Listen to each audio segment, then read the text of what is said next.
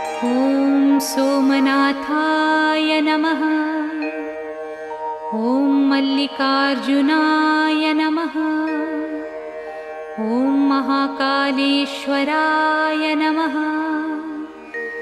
ॐ ओंकारेश्वराय नमः।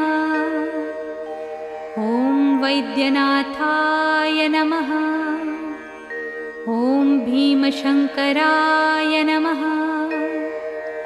ॐ रामेश्वराय नमः। ॐ नागेश्वराय नमः। ॐ विश्वेश्वराय नमः। ॐ त्र्यम्बकेश्वराय नमः। ॐ केदारेश्वराय नमः। ॐ भुस्मेश्वराय नमः।